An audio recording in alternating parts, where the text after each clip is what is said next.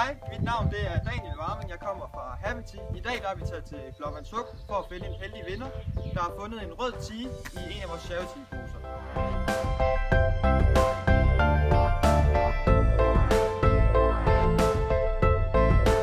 Jeg hedder Morten. Jeg spiller golf herude på Blåvandsuk Golfcenter. Til daglig arbejder som greenkeeper herude. Jeg skulle ind og hente mig et par kvalitetstees og blev tilbudt dem her. Og ikke nok med, at man får et par fantastiske tees, så får man også lov til at hjælpe de udsatte børn. Og det er jo et eller andet sted en win-win situation. Lige pludselig så fandt jeg en rød tea, og så blev jeg også lige pludselig en meget heldig vinder af et helt sæt fantastiske golfsæt.